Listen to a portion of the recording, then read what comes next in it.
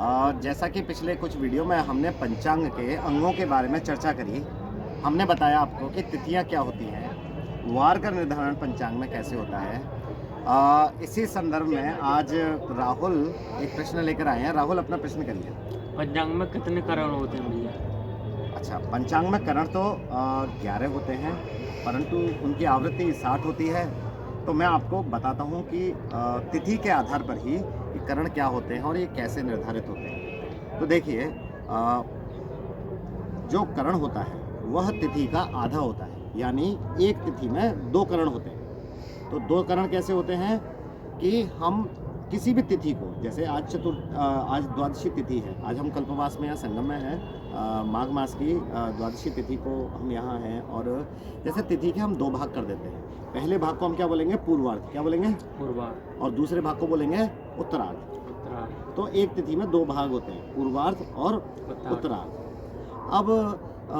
अब करण जो है वो एक भाग के बराबर है, या तो पूर्वार्ध है या उत्तरार्ध है। तो करण 2 प्रकार के होते हैं, चर और स्थिर। तो स्थिर करण 4 हैं।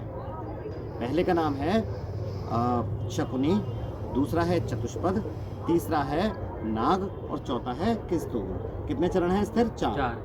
अब हमें यह समझना है कि एक महीने में करणों को कैसे हम देखते हैं, कैसे हम जानते हैं। तो जो स्थिर करण है, इनकी जो स्थान है वो निश्चित है महीने में।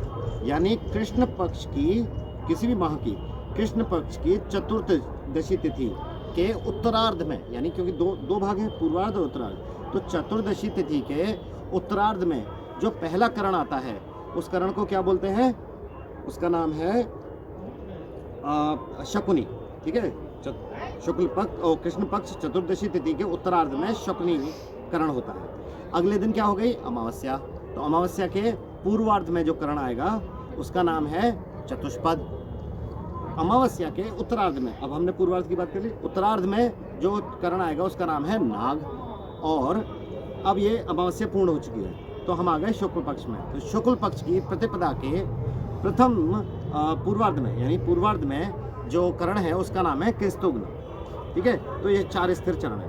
अब इसके बाद चल भी चरण है, चलायमान भी चरण है। अब वो कौन से हैं? वो 7 हैं। बव, बालव, कौलव, तैतिल, गर, वाणिज और विष्टि, ये 7 हमारे चलायमान करण हैं। अब क्योंकि हमने तो करणों की बात करी, स्थिर 4 हैं और चलायमान 7 हैं, ये तो 11 हुए। अब इनका निर्धारण कैसे होता है? तो देखिए, स्थिर तो मैंने आपको बता दिए कि कृष्ण पक्ष की चतुर्दशी के उत्तरार्ध से शुक्ल पक्ष की प्रथमा के पूर्वार्ध तक ये 4 करण होते हैं। अब हम शुक्ल पक्ष की प्रथमा के उत्तरार्ध से ये जो चलायमान करण हैं इनको रखना आरंभ करेंगे। जैसे प्रथमा, शुक्ल पक्ष की प्रथमा तिथि के उत्तरार्ध में पहला करण है बव। और द्वितीय तिथि याद रखना है ना, भूल जाते हैं बीच में। द्वितीय तिथि के पूर्वार्ध में हमने बालव। ठीक है, द्वितीय तिथि के उत्तरार्ध में कौलव, तृतीय तिथि के प्रथमार्ध में तैतिल। अब इसके उत्तरार्ध में बव, बालव, कौलव, तैतिल, गर। फिर चतुर्थी तिथि में वाणिज पूर्वार्ध में, और उत्तरार्ध में विष्टि। ठीक है, और विष्टि को भद्रा भी कहते हैं। भद्रा अक्सर सुना होगा, मुहूर्त या पूजन समय निर्णय में भद्रा का भी ध्यान रखना होता है कि भद्रा कब पृथ्वी लोक पर है, कब पाताल में है ना। इस तरीके के हम करते हैं। तो अब हमने ये जाना कि ये भरण जो करण है वो तो 11 हैं, क्योंकि स्थिर 4 हैं और चलायमान 11 हैं और 7 हैं। तो यहाँ इनको कैसे रखते हैं कि देखिए, शुक्ल पक्ष की प्रथमा तिथि के उत्तरार्ध से हमने चलायमान 7 तो रख दिए जो चतुर्थी तिथि पे खत्म हो गए। अब हम इनको दोबारा से लाएंगे।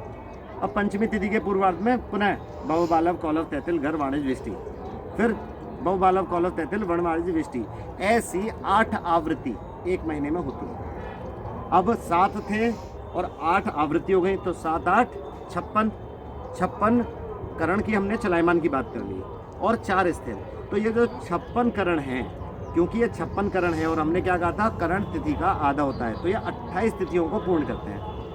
और वो जो 4 थे स्थिर, वो 2 तिथियों को करते हैं। जैसे महीने में 30 तिथि है और 60 करण, इस प्रकार से प्राप्त होते हैं। अब आशा है तुम्हें समझ में आ गया।